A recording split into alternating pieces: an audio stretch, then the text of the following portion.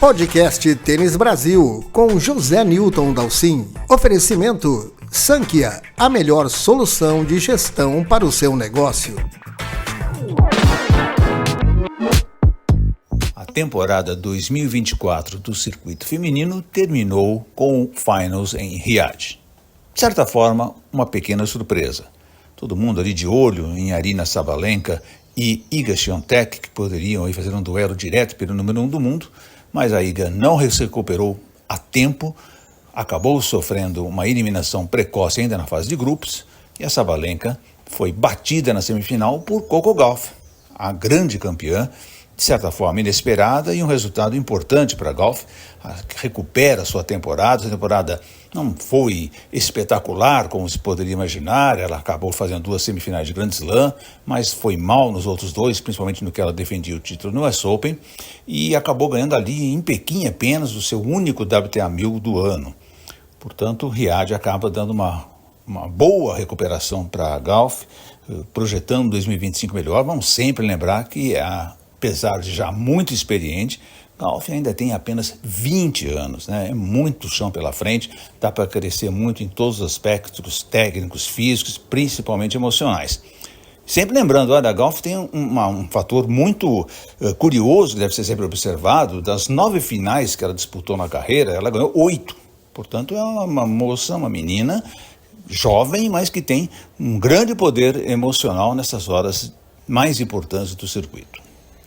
Já o masculino deu a largada em Turim ao Finals, sem Novak Djokovic. Djokovic preferiu se poupar, aparentemente ainda com problemas no joelho, se poupou em Paris, depois também não foi ao Finals, perdendo muitos pontos, deve ficar ainda no top 10, né, porque não há muita chance dele ser superado, pior das hipóteses ele vai ficar em 9º lugar, mas é um final de temporada ruim para o sérvio.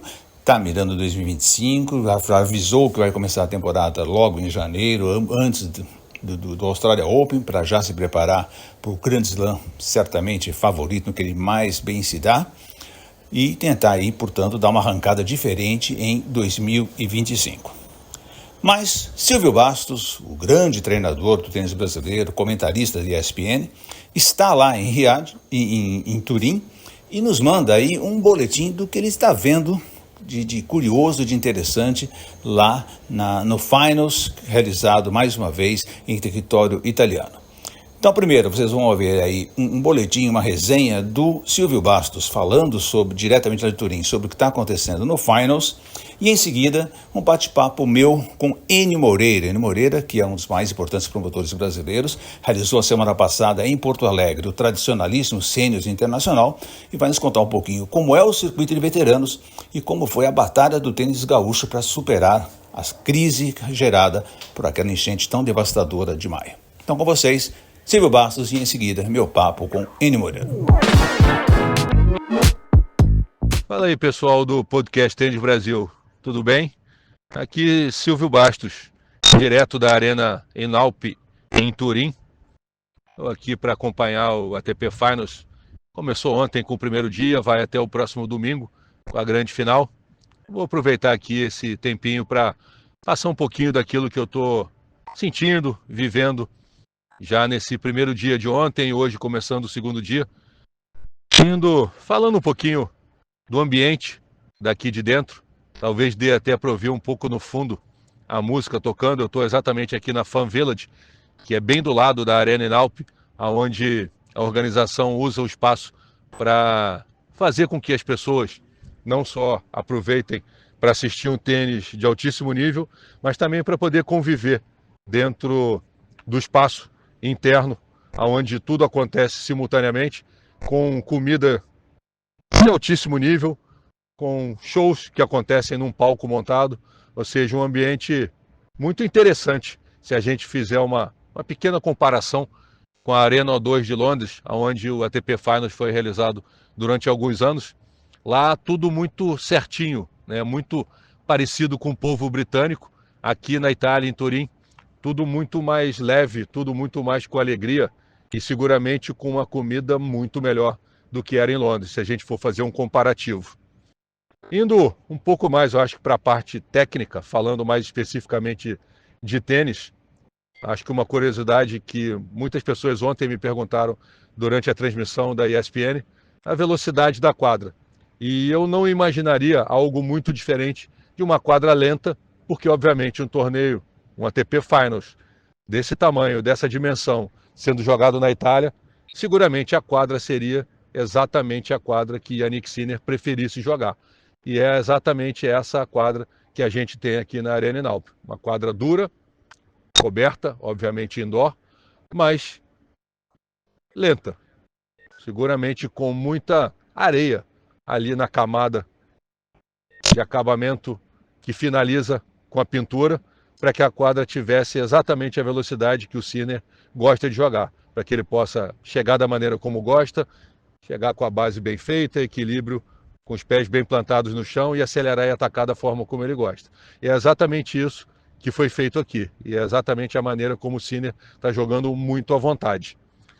Falando um pouquinho, acho que de favoritismo, como já falei do Sinner, não tem muito como ficar fora ou fugir do favoritismo do Sinner, que esse ano, assim como o Alcaraz, venceu 2 grandes slams, ou seja, um ano realmente impressionante. Jannik Sinner, assim como o Alcaraz também, mas acho que o Sinner, se a gente comparar todo o ano, o Sinner teve uma horizontalidade do que fez ao longo do ano, enquanto o Alcaraz teve ali aqueles momentos alternando altos e baixos, jogando um tênis de altíssimo nível, jogando um tênis absurdamente alto, mas em outros momentos não conseguindo sustentar e manter aquilo que se imaginava dele durante todo o ano. Mas, obviamente, quando a gente chega no final da temporada, se imagina que tanto o Sinner como o Alcaraz, vindo essa semana aqui em Turim e na próxima semana em Málaga, na Espanha, onde os dois vão estar, cada um pela Itália, outro pela Espanha, competindo pelo título. Lembrando que Sinner está defendendo o título da Itália do ano passado, Itália campeã da Copa Davis 2023, ou seja, os dois muito firmes, muito fortes para esse final de temporada. Mas, obviamente, não dá para deixar de lado tudo o que o Zverev fez ao longo do ano e principalmente o que o Zverev fez no último Master 1000 de Paris. Jogou muito firme, muito consistente, muito sólido na maneira como construiu os pontos, sacando muito bem, saiu muito fortalecido, muito firme de Paris, chegou aqui jogando num nível muito alto e acho que tem que ser colocado também como favorito.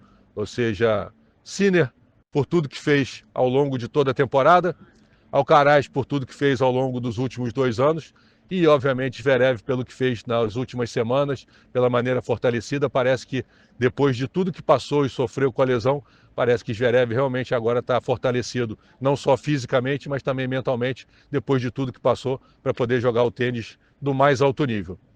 Agora, além de tudo isso, dessa parte técnica, falando dos resultados de ontem, do primeiro dia, a vitória tranquila no primeiro dia do Fritz em cima de um Medvedev sem muita paciência de ficar nos pontos, sem muita paciência de trabalhar os pontos. Fez ali aquilo que a gente já se acostumou a ver, quebrou a raquete, tomou point penalty, depois foi devolver um saque segurando a raquete ao contrário. O Fritz ali meio que olhou para o outro lado, não gostou muito da brincadeira, mas enfim, Medvedev sem muita paciência para jogar tênis no final da temporada, só que o Fritz do outro lado não tem nada com isso, jogou um tênis de altíssimo nível e saiu com a vitória bem tranquila, 2-0. Depois, na sequência, o Sinner entra muito firme, como se esperava dele. Tem uma quebra inesperada ali no segundo game de saque, quando o de Minaur quebra e faz 2-1. Mas desse momento em diante, a partir do 2-1 abaixo, o Sinner realmente mostra ali muita firmeza, muita consistência. Começa a jogar num tênis de altíssimo nível e não deu mais a menor chance para o de Minaur jogar nesse primeiro set, também como no segundo, e sai também com uma vitória muito tranquila, ou seja, as 2 vitórias desse grupo, Fritz no primeiro jogo, Sinner no segundo, que vão fazer o próximo confronto. Lembrando que no ATP Finals, os jogadores que vencem a primeira rodada do grupo se enfrentam na segunda rodada, 2 vencedores, assim como os 2 perdedores. E depois, no último jogo, no último dia do grupo, obviamente o confronto se troca. E um ponto aqui que eu acho que vale a pena colocar, para a gente fechar aqui sobre o ATP Finals nesses primeiros dias, acho que é o quanto a Federação Italiana se envolve com o evento. Diferente um pouco do que acontece no Master 1000 de Roma, onde você tem um espaço dentro do Foro Itálico com muitas quadras de tênis. Eu tive a oportunidade de presenciar isso ano passado e ficar lá durante todos os 10 dias do evento. A Federação Italiana, durante o Master 1000 de Roma, ela, diferente de todos os outros torneios, ela faz 2 Kids Days diários, para que todas as crianças tenham inúmeras experiências dentro do evento. Ou seja, um Kids Day acontece em todas as manhãs para crianças que nunca tiveram experiências com tênis. São ali 100, 120 crianças que nunca entraram numa quadra, tendo a experiência, primeiro, de bater uma bola, de conhecer um pouco do tênis, de vivenciar, experimentar como é estar perto dos seus ídolos, para depois acompanhar o dia assistindo os jogos. E no final do dia, uma experiência um pouco diferente para crianças já afiliadas à federação, que já competindo ali nas categorias 8, 10, 12 anos, possam estar dentro da quadra com os seus ídolos e também acompanhar de perto. Ou seja, é impressionante o quanto a Federação Italiana se preocupa com a formação, e é exatamente por isso que a Federação Italiana hoje consegue e chegou aonde a gente está vendo o que eles vêm realizando e conseguindo alcançar na atualidade.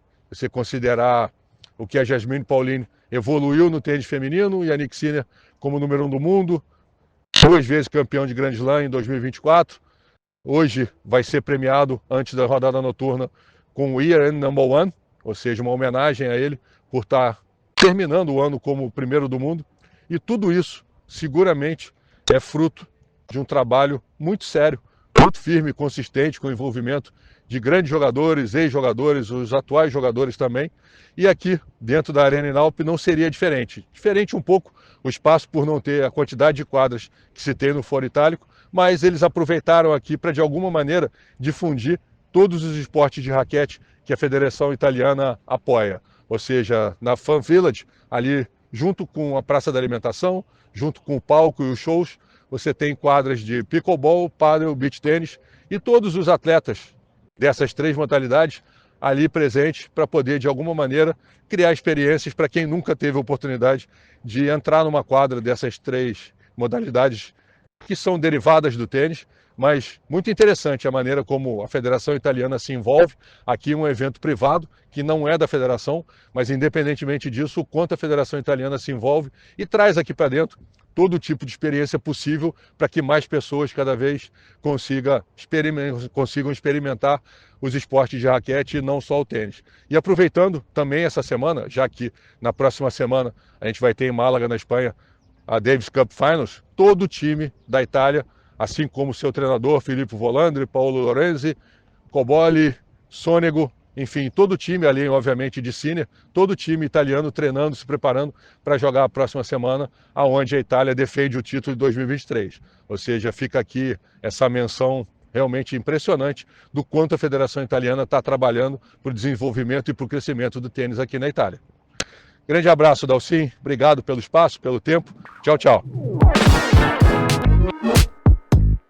Entre tantos segmentos valiosos e importantes do tênis brasileiro, certamente o veteranos é um deles.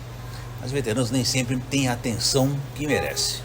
Por isso o podcast Tênis Brasil está aqui em Porto Alegre acompanhando o tradicionalíssimo Seniors Internacional de Tênis, a Copa Ione Borba Dias, que foi uma grande incentivadora do tênis, principalmente dos veteranos. E ao meu lado aqui, Enio Moreira, um dos maiores e mais importantes promotores de tênis do país, que já fez de tudo um pouco, principalmente a saudosa Copa Gerdau. Enio, obrigado por tua presença aqui no podcast Tênis Brasil. Igualmente, Zé Newton, obrigado pela tua vinda, prestigiar o nosso torneio. É importantíssimo isso que tu está propondo e está fazendo, né? Que é uma maior divulgação do tênis, hoje chamado Masters, né, pela ITF, mas para nós é o Sênior e Veteranos, né? Sim, tanto é que um dos nomes do torneio, ele é Seniors Internacional de Tênis de Porto Alegre, Copa Ione Borba Dias, que foi a idealizadora deste evento há 38 anos atrás, que ela que criou junto com o Eugênio Saller na época, sim, né? E permanece até hoje. Na terceira edição, a Ione, que me criei aqui no Leopoldina, a nossa família e a família da Ione, né? A gente tinha um relacionamento aqui de convívio no clube e eu iniciei com a ProTênis e ela me convidou então para passar a fazer a organização deste evento. E de lá eu venho nos últimos 35 anos fazendo. Muitos anos com a presença dela, me ajudando, a gente ficava um mês antes, 2 meses antes, ela trazia os amigos que ela jogava, os alemães, e ela foi a grande incentivadora. E depois que ela faleceu, eu me senti na obrigação de continuar o legado que ela tinha criado. Então agora, desde o ano que ela faleceu, eu venho só praticamente com a minha empresa fazendo a organização, claro que sempre com o apoio do clube, da Leopoldina Juvenil, que esses anos todos sempre foi aqui, porque foi uma criação da Ione no clube que ela fazia parte, que era a Leopoldina Juvenil. Edição deste ano, né? Muita gente de fora, do mundo inteiro aqui. Como é que você avalia essa edição? Ainda, Zé, tivemos um decréscimo, né, na participação de estrangeiros, muito pelo que ocorreu, a tragédia que ocorreu no Rio Grande do Sul e também em Porto Alegre, né, que é a sede do torneio, há 6 meses atrás. Porque, principalmente os estrangeiros, eles se programam com 5, 6 meses de antecedência para vir, né? E normalmente eu já recebo e-mails, já recebo inscrições deles com essa antecedência. Se a gente voltar 6 meses atrás, a cidade estava debaixo d'água. O estado estava debaixo d'água. O aeroporto estava fechado, não tinha nem data de abertura. Exatamente. Depois, passou 2 meses, passou 3 meses, divulgaram que seria aberto em 21 de outubro. Mas aí o jogador já se programou. Em vez de vir para o Brasil, ele vai para outro lado do mundo que tem torneio também 700, que é uma ótima pontuação, que é o que o nosso torneio oferece. Então nós tivemos uma diminuição de estrangeiros. Assim mesmo, estamos com 13 países disputando, que é bem importante, né, essa participação, mas o ano passado, para tu teres uma ideia, foram 25 países. Então caiu praticamente pela metade e a gente tem notícias que foi especificamente por isso. Porque era muito difícil até abrir o aeroporto de Porto Alegre, chegar em Porto Alegre, né? E as pessoas não iam descer em Florianópolis, depois viajar 6 horas de carro, ou de ônibus, ou de Uber, sei lá, né? Então, foi esse um dos motivos, mas esperamos que o ano que vem a gente possa retomar novamente essa participação maior de estrangeiros. Conta para o pessoal lá em casa, como é que é esse mundo dos Masters, dos veteranos? Como é que é esse universo? É fácil de trabalhar? São muito competitivos? São pessoas... É uma grande festa, na verdade. Como é que é um ele é bem diferente, Zé. Tu sabe, né? Tu já acompanhou vários anos de Copa Gerdau. Eu, nesses 44 anos de ProTênis, né? De empresa, que fecha agora mês que vem, 44 anos, ela foi fundada em dezembro de 80. Caramba. Então, eu já trabalhei com todos os segmentos. O baby tênis, lá o tênis teen, que começa com 6 anos e vai até 10. Já trabalhei com todas as categorias infanto-juvenil, 35 anos de Copa Gerdau, né, que pegava exatamente essa faixa. Profissional, já trabalhei também, fiz, acho que nesses 44 anos, fácil, uns 50 Challengers e uns 80 Futures. Né? Nesse 3 Copa Ericsson, 3 Copa Davis. Então eu me sinto bem à vontade em te comentar isso, porque já trabalhei com todas as áreas, já fiz torneios amadores que só participavam aquelas 4ª classe, 5ª classe, 3ª classe, 2ª classe. Então eu noto que no veteranos eles são competitivos, sim, mas não é a principal motivo da presença deles nos torneios. Eles aliam a competição com momentos de lazer, com momentos de confraternização, porque eles também viajam o ano todo, né, praticamente juntos, os mesmos jogadores jogando o circuito.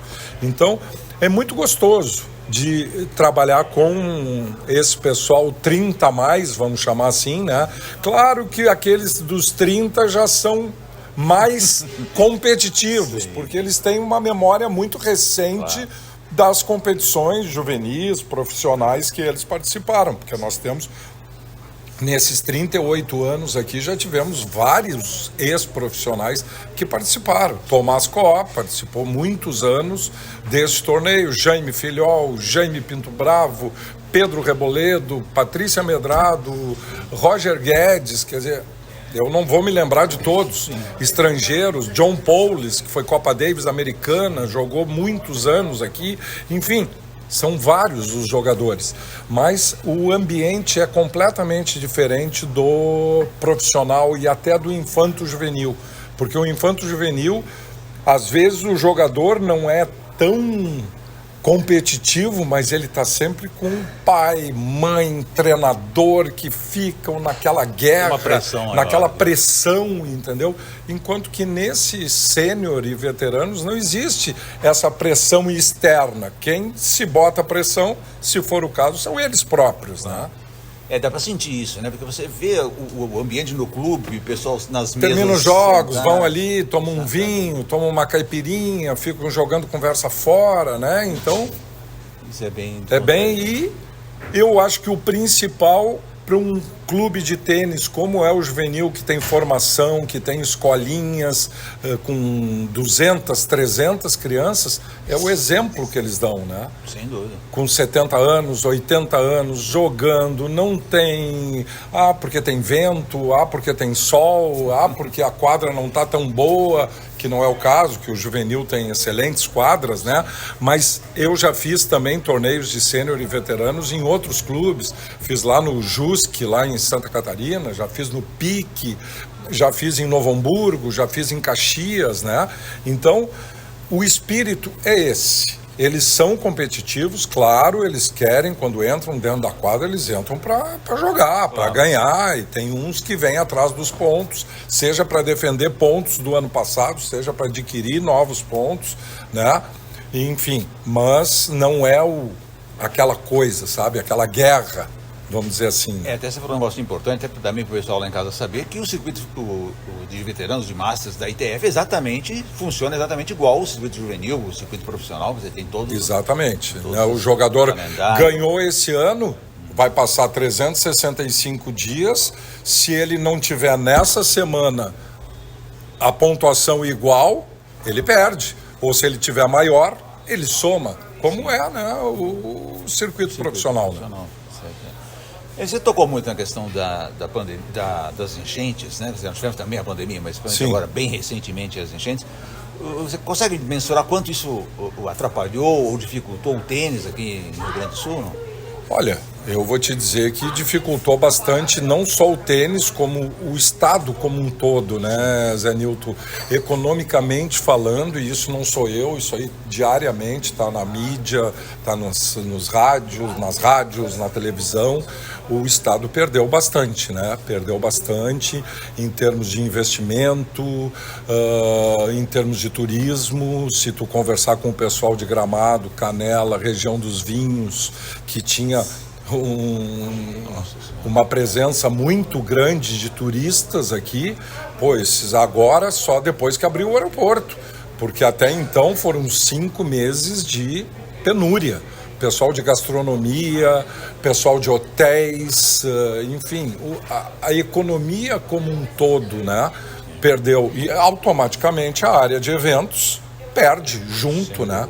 Porque daqui um pouco as empresas, que não era já muito fácil, tu também está nesse mercado aí há bastante tempo, que não é fácil para tu arrumar patrocínios para torneios de tênis, não estou dizendo que é só o veterano, infanto juvenil, profissional, tudo já é difícil. Tu imagina num estado que ficou parado 60 dias, porque não foi só os 30. Os 30 ficou debaixo d'água, os 30 dias de maio. Mas os 30 seguintes foi para as pessoas não puderam operar. Tinham que limpar suas coisas, começaram a operar lá em julho, metade de julho, foi quase 90 dias completamente parado. Então, não só perderam tudo que tinha, em alguns casos, ou na maioria dos casos, perderam tudo, como também não podiam reabrir para tentar economicamente e começar a entrar dinheiro, né? Então, pelo contrário, ficaram sei lá quanto tempo limpando, arrumando. Então foi uma coisa que prejudicou muito. O tênis, principalmente. Apesar disso, você aí está com ótimos apoiadores no evento. Nós tivemos aí o apoio do Bordaza Shopping, que é um shopping que está sendo construído, que já é cliente da empresa, não do ramo Pro Tênis, mas do ramo da Blend, que é as minhas filhas, que é a Juliana e a Laura, do Roubadinhas, que tocam esse ramo, né, de curadoria para espaços, para shoppings, para operações de gastronomia, lazer, enfim. E claro que também já é a nossa apoiadora, né, em outros eventos já há bastante tempo, e a gente pediu excepcionalmente, né, que eles prestassem atenção para nos ajudar a realizar o evento deste ano. Com um grande apoio da Leopoldina. Com um grande apoio da Leopoldina. A Leopoldina, eu posso te garantir que esse ano foi assim, muito sensível a tudo que aconteceu com o nosso estado, porque ela está também, a sede é em Porto Alegre, né? Então o clube, especialmente esse ano, está nos apoiando muito na realização desse torneio. A gente tem visto, e a gente nota aqui no Leopoldina, conversando com tanta gente aqui, boa e importante que teve por aqui, que o tênis deu uma evoluída. A partir da pandemia, o tênis continua crescendo, continua tendo mais gente, principalmente a Pazzi, né? Muita criança querendo jogar tênis, até agora, conversando aqui com o Dr. Martins Chipan, dizendo que tem 200 crianças na fila de espera para começar a jogar tênis aqui no Leopoldina. Eu vejo isso em várias partes do Brasil, muita gente comentando lá em São Paulo, Paraná, comentando isso.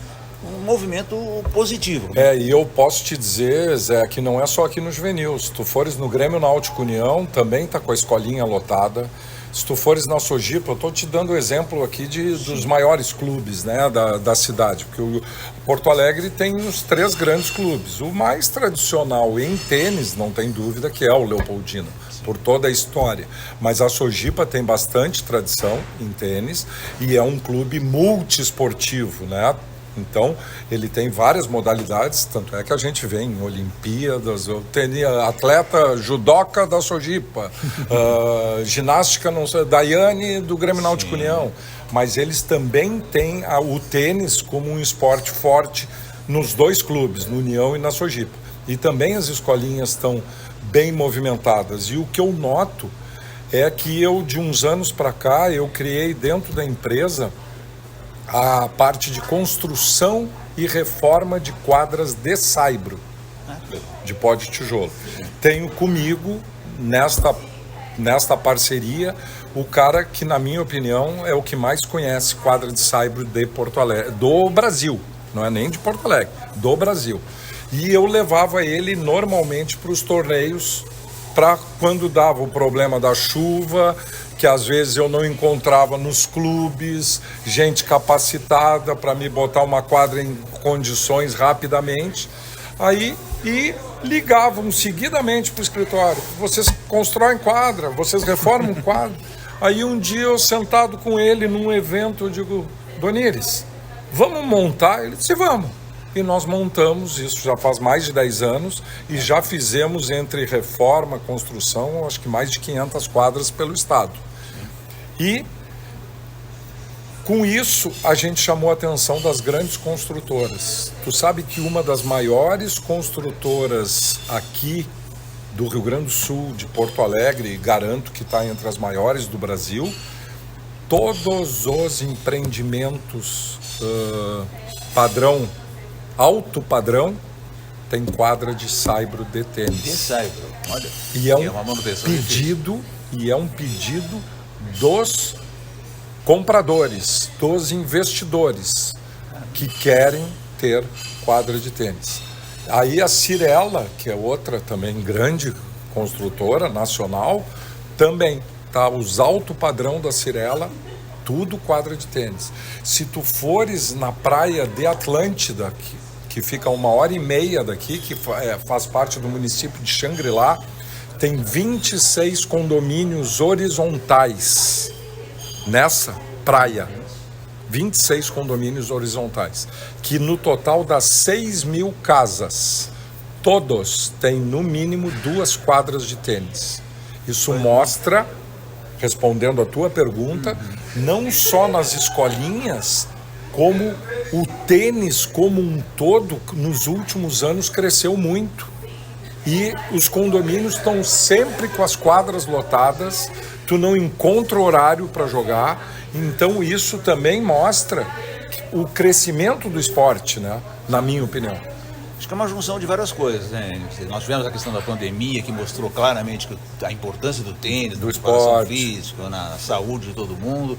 Nós temos o tênis na televisão, que ajuda muito, e temos Bia Haddad Maia. Sem dúvida, que é o carro sem dúvida. Tivemos Guga, que deu aquele boom, né? Aquele boom, impulsionou de uma certa forma, mas não ficamos só na memória do Guga. Nesse meio tempo já entrou a Bia, agora o João Fonseca também trouxe muita gente porque viu um garoto ali de 17 anos fazendo o que ele fez, de subir no ranking da ATP, de desafiar os grandes jogadores, de jogar igual para igual, quer dizer, tudo isso ajudou, né? E a Bia que nós vivíamos de Maria Esther Bueno, né? Claro. Quer dizer, as jogadoras, não tirando o mérito da Dadá, não tirando o mérito da Niege, não tirando o mérito, mas nenhuma tinha chegado onde a Bia chegou, né? Sem dúvida. Top 10, top 15, chegaram a 30, né? Indo a, né?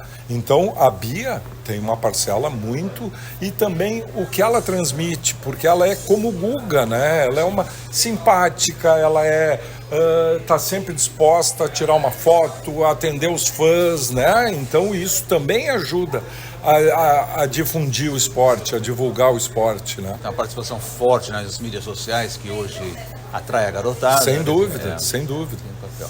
Para encerrar, Enio Moreira, me diz como é que são as perspectivas para 2025, nesse quadro todo positivo para o tênis. Vamos ter mais promoções no Brasil, como é que você enxerga o quadro para 2025 e 2026, né, nos próximos anos? A gente, meio que, Zé, eu vou te ser bem sincero, a pandemia ajudou, né, a gente dar uma recuada, mas eu, com o episódio que aconteceu ali no 35º ano da Copa Gerdau, eu me desgostei um pouco, sabe?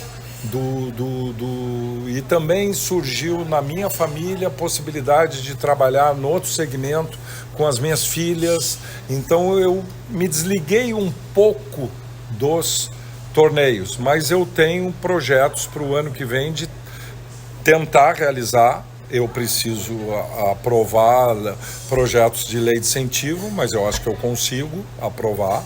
Tá? Hoje tudo depende da lei de incentivo? Sim. Então, eu tenho um projeto de um circuito para kids, como nós já fizemos há uns anos atrás, para Bung Alimentos, que foi só para kids. De 6 a 12 anos, a idade limite, foram 12 etapas, 12 finais de semana, 4 no Rio Grande do Sul, 4 em Santa Catarina e 4 no Paraná. Com patrocínio da Bung Alimentos, uma coisa assim, parecia o profissional, a quadra 100% decorada, árbitro, não árbitro para estar cobrando, mas para estar ajudando, árbitro pedagógico, né? Árbitro pedagógico, não era para conferir o jogo. Onde todos os participantes ganhavam medalha, onde tinha brincadeiras, a gente contratava brinquedos para quando eles não estavam jogando, poder estar lá numa piscina de bolinha, num escorregador, porque, na minha opinião, nessa idade, não é só o jogo. Tu tem que deixar a criança bem solta. Tu tem que deixar ela brincar, tu tem que deixar... E aí vai lá, joga o joguinho dela, sai da quadra, pega os amiguinhos e vai brincar. Tênis tem que ser divertido. Né? Tem que ser divertido.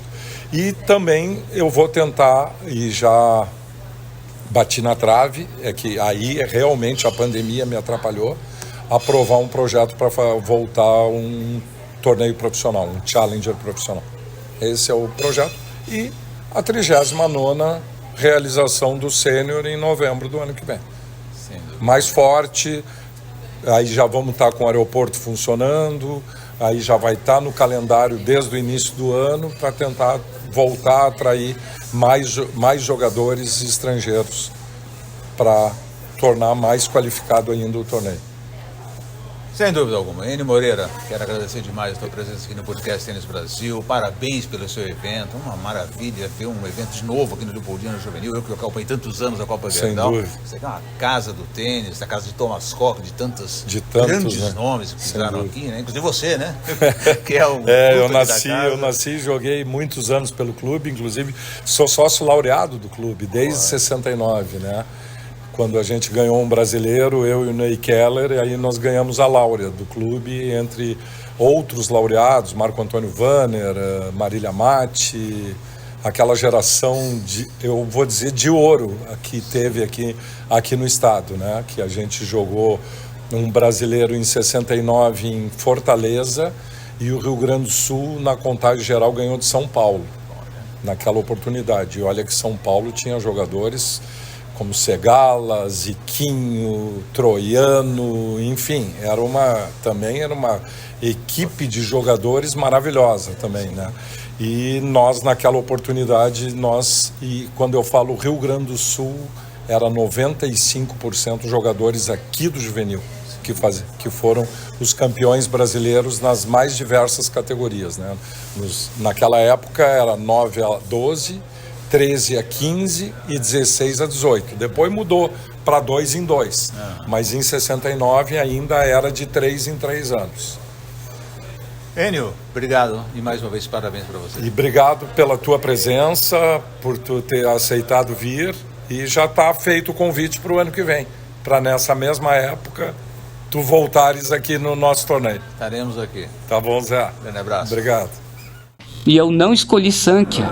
Vacilei, fui mirim. Sinta-se abraçado, Jorge. No esporte e nos negócios, quem tropeça nos detalhes sempre perde. Escolha Sankia, a melhor solução de gestão para o seu negócio. Sankia, liberdade para evoluir. Podcast Tênis Brasil, com José Newton Dalcin. Oferecimento Sankia, a melhor solução de gestão para o seu negócio.